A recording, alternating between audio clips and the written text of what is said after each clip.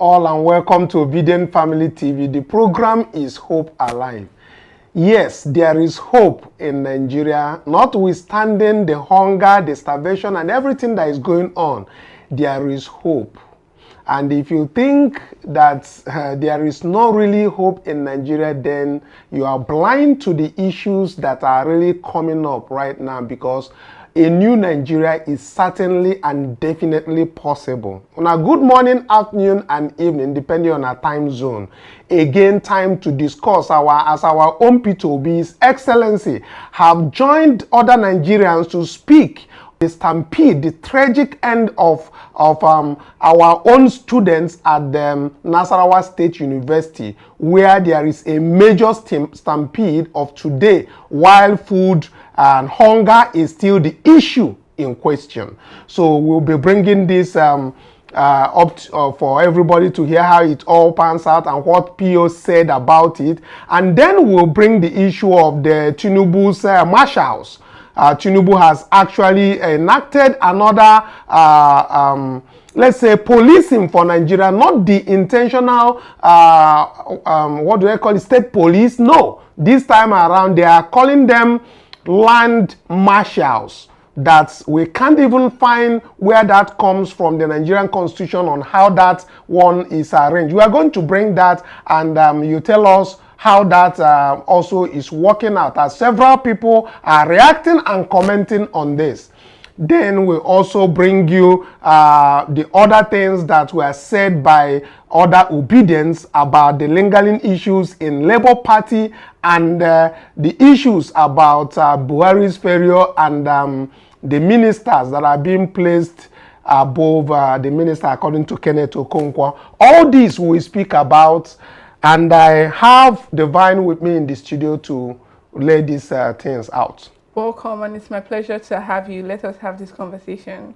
Yes, going straight to the conversation, let's start with what is trending right now, happening. Massive tension and anxiety is building up in Nasarawa State and its environs, as several lives have been lost already as a result of a government palliative distribution gone wrong. Yes, government palliative distribution gone wrong. How can a government of all people that should govern and should know the rules and all that actually bring a palliative where hungry people are, and not setting up a real place where these things could take place? However, lives has been lost, and His Excellency P2B has spoken about this. So let's start with what P2B said about this very tragic end of this our own youths in Nasarawa State University, and we take it off from there. Well, he said somehow these heartening and tragic happenings have become our daily companions as a people.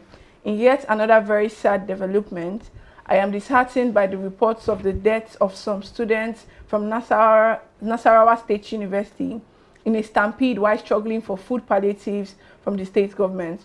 Just a month ago, about 7 Nigerians in a similar sad situation lost their lives while trying to buy rice cheaper from a customs warehouse in Lagos. The very worsening level of hunger in our nation has continued to claim the lives of innocent citizens. Earlier in the month, a report by UNICEF indicated that about 31.5 million Nigerians will face acute hunger and severe food crisis between June and August this year. This is unfortunately happening in a country that is richly blessed in human and natural resources, with vast arable lands for agriculture. Nigeria should have no business with hunger and poverty if we, the leaders, were caring enough. It is unimaginable how we have sadly descended to a level where people now take unthinkable risks in order to survive. Now again, our children who were sent to study in a university challenged by hunger have lost their lives because our national unproductivity. I do hope that these ugly incidents will nudge our government into taking urgent measures to end the current food insecurity by moving the nation from consumption to production. We cannot be accepting food aid from war-torn Ukraine when we have the energetic population and vast uncultivated lands to feed our nation and the rest of Africa. Time has come for Nigerians to unite in purpose and solve the challenges facing us. Hunger, as I have mentioned, knows no tribe or religion. I commiserate with families of the deceased students, the entire Nasarawa State University, and the government of Nasarawa State over this painful incident. May God give us all the fortitude to bear this loss and grant them eternal rest. Signed, P.O. Yes, this is our own, His Excellency P2B, who is speaking on the loss of lives at the University of Nasarawa, where this incident occurs. Stampede for palliative food items. Let's come back on this very discussion because it's really quite unfortunate that we should be seeing this kind of thing happen. The other time it happened in Lagos, we see the customs, they were doing rice sale. It was not for free, by the way. It was 10,000 naira or thereabout that they were selling. They were subsidizing the food items. Still, we had the stampede. And we had several other stampede that happened in this country that the organizers of such distribution network should know the best thing to do. Some time ago, even at the National Stadium, we recorded when they called for unemployment sort of a thing. There were stampede and a lot of lives were lost. Right. Nothing happened and nobody queried and nobody actually took a fall for those things. And that's why it continues to happen. Especially now that we know that people, the masses are hungry. Not talk of the students that obviously we know that they have nothing to fall onto. So of course, they know something like this was going to happen. Yet, the government of Nasarawa State let that happen. Why must they wait for the, what do they call them, the governor to come? Right. Is it the governor that is going to share these palliatives, or must they wait for him? Why does this have to happen? And who is going to take the responsibility for the loss of life that we have incurred in this very event? Well, very valid question, because truly who is going to take responsibility? And what I've seen from this APC-led government is just that they've weaponized illiteracy and they've weaponized hunger, because it keeps happening. And I don't want to believe that these officials are not aware, because even if for whatever reason you decide to share palliatives, we can see the Lagos state government, right? And even though the country should not be run by palliatives, if for any reason, by any chance, you have to share stuff, can you please do it in an orderly manner, in a way that we're going to safeguard the lives of Nigerians? Because these are the future of Nigeria, and these are people that are meant to actually take over leadership roles in the nearest future. And if they all lose their lives just because they were hungry and they were, killed in a stampede where they were looking for rice, it's just very sad, because it's almost looking like this government actually weaponizes this hunger, allows for hunger to be in the land. So there is a desperation, and with that desperation, they can get away with whatever, because it's just very sad to see. Imagine the reality of the people who were sent to school to actually go and learn. They're so hungry that now they take unimaginable risks, like His Excellency P2B said, because they have to survive. It's a situation of survival of the fittest, and when you're not actually fit enough to survive, you get killed and you're joined to the number of statistics. And from what this AC Harrison said on his tweet, he said the problem now is the school hospital is on strike due to unpaid salaries, so they can't even treat anybody.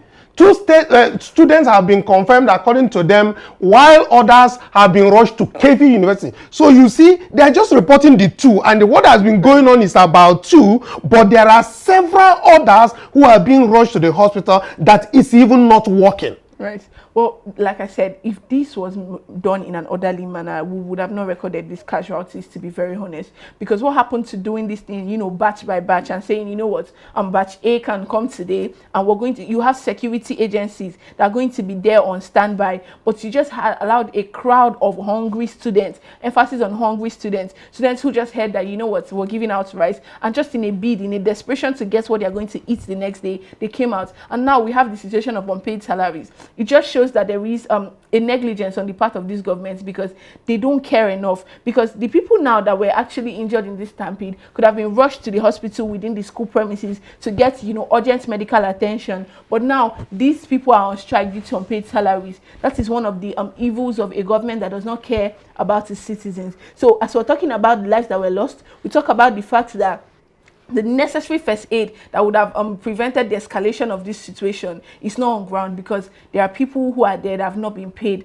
and then it's just a lot of, you know, negligence on the part of these governments, because and it actually reflects on every part and sector of the economy. Again, there's also something for us to take into cognizance. Right. Facts such as we know the number of students in each faculty. This is a state government, and this is a state government university. It's not a private university to start with. Right. So they know the number of students in departments, in faculties, and all of that. And they could easily have arranged such palliative, if not because they want to do what do they call it, photo ops and all of that, right, to show people that they're actually doing something. At the end of the day, somebody died. We just simply want to know who is going to take responsibility for the death of these young people. That is part of it. But again, talking about hunger and what our own principal, His Excellency P2B, has spoke about even on this his tweets. He actually mentioned about doing production. And earlier in the day, I had actually shown to our audience that we at Obidient Family TV has already set up a fish production facility. This fish production facility is for people to join us. You know, they can contact me, join us, so that we can go into massive production of fish. The production we are talking about is starting from the broodstock level, where the eggs are being melted and then brought out into fingerlings, and from there we now move it out to the grow out section. So from what you can see here is a facility that has been fully equipped to produce fingerlings of fish and also push them out for grow out. So if you wish to join us in this very particular venture, do reach us on our details and our contacts on the description of this very video, so that we can join hands to move into production, especially now that we are moving into the cooperative, Obidient Family Cooperative Society, so that we can individually on our own accord do certain productions, whether in cash crop or in other things. But what we have set up here is purely for fish production, from fingerlings and up to the level of grow out to some areas. So if you are interested in this investment on production, do not hesitate to reach out to me or the Obidient Family team, so that we can contact you and see how we can partner with you to make sure that we get the production of this thing into fruition and make it work for others to benefit, so that we can stick together. While I'm still on this topic, I also want to mention that tomorrow by 9 p.m. we'll be having a meeting of the Obidient Family Cooperative Society. And that is a place where we take decisions on how we are going to put up the Obidient Family Cooperative Society in all the local governments. I am not in all the local governments, and we are not in all the local governments. So you know, the local government you are in Nigeria is to set up a cooperative at that very side, and we see how we can help you to market what products that are going to come out from the Obedience or the well-meaning Nigerians over there. So the time and date for this very thing is actually at the screen.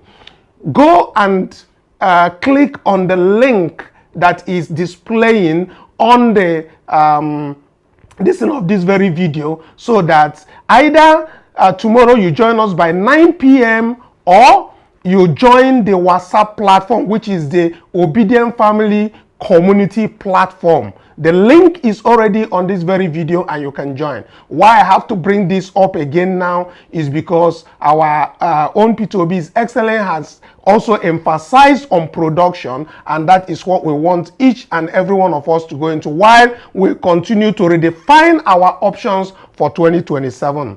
That being said, let's get back to other stories that we have. We have this story of Tinubu launching mines marshal to protect solid minerals.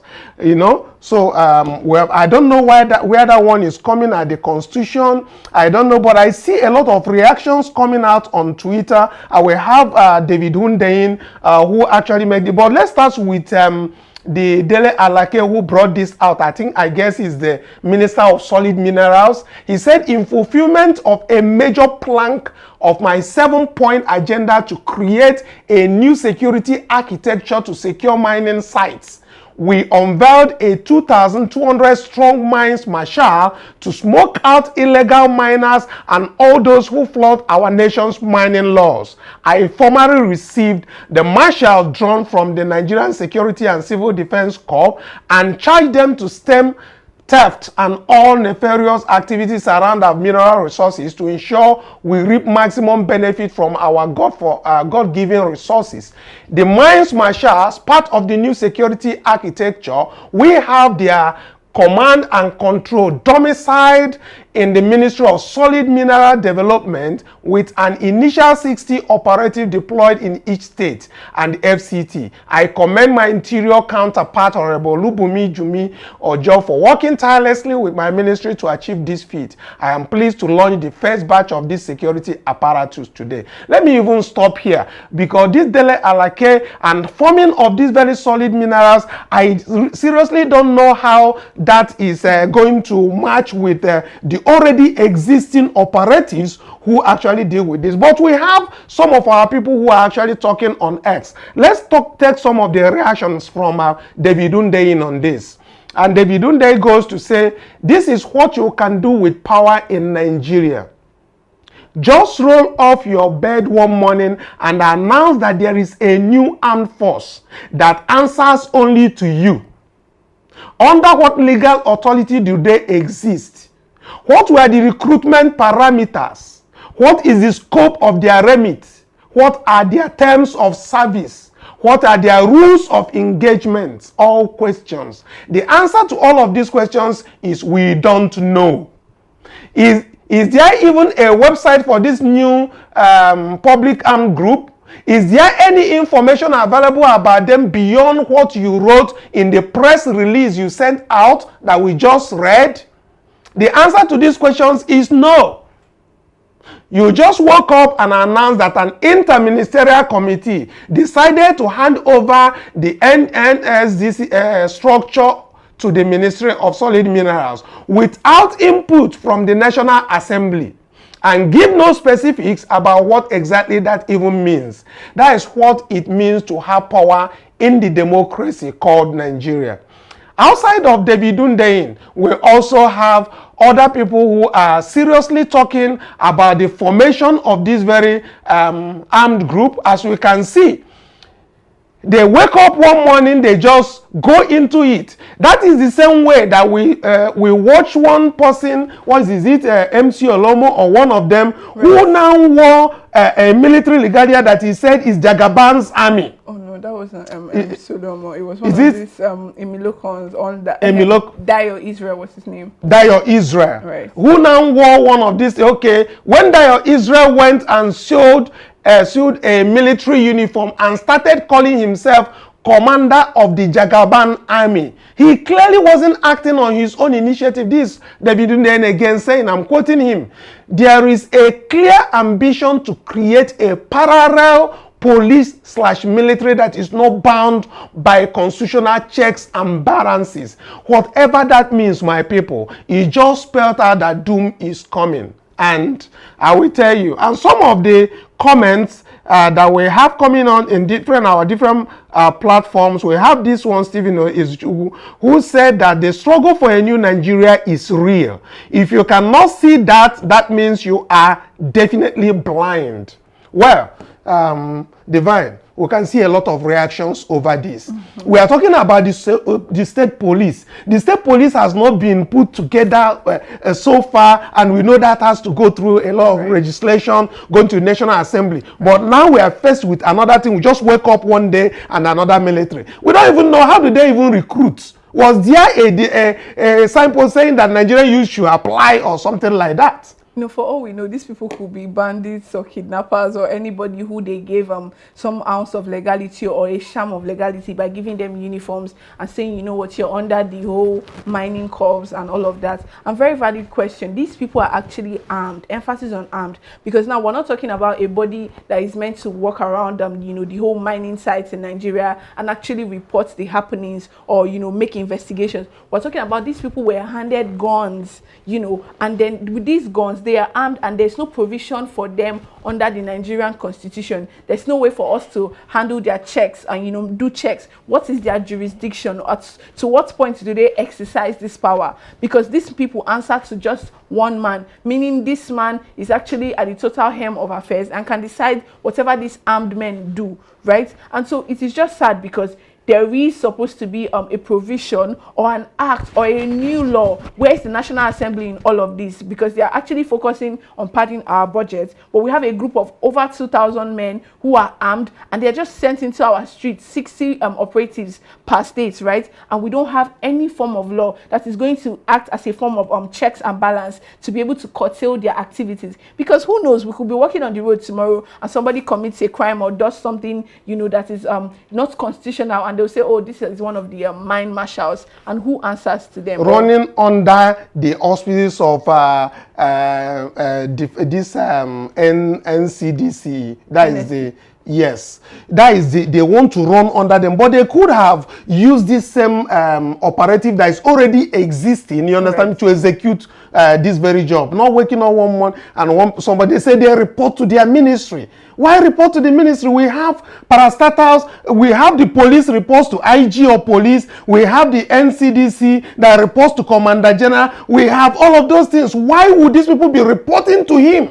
I don't think we realize how dangerous this is, to be very, very honest, because the danger in this, you know, having this group of people that are not bound by any constitution or by any law in Nigeria is the fact that we are at their mercy. We don't know to what extent they are going to be able to exercise their powers. I mean, you give any man a gun, what is the criteria, like David Hunde rightly asked? Because, I mean, if you're going to enroll in the police or enroll in the military, there are certain boxes you have to tick. You know, you have to be an OND holder, you have to be able to complete this and that, but we have no way of actually telling on what criteria or under what basis they had these people as mine marshals. Anybody can wake up tomorrow, who knows, these are probably, you know, bandits or kidnappers or anybody, and we give them uniform, give them guns under the name of you're a mine marshal now. And it's just very sad to see, because you said they are there to protect solid mineral. Matter of fact, let's just actually pay attention and listen to the video of them actually talking about this. Maybe they'll provide some amount of clarification. Okay, let's take a listen. The outreach is the outcome of the effort of a presidential interministerial committee mandated to devise means of securing the country's mineral resources.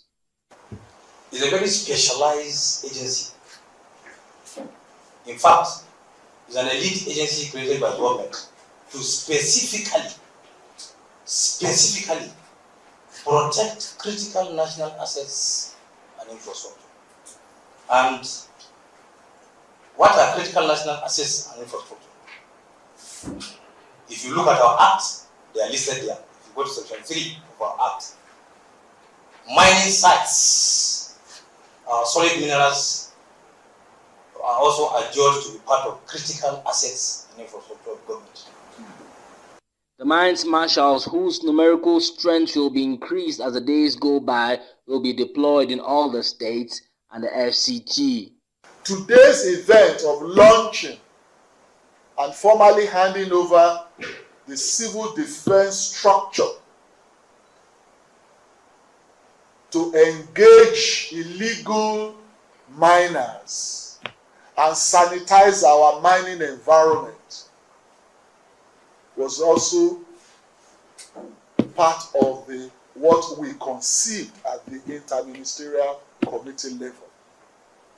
I am very, very happy to let the public know that we did say at the onset that we are going to tackle insecurity in this sector.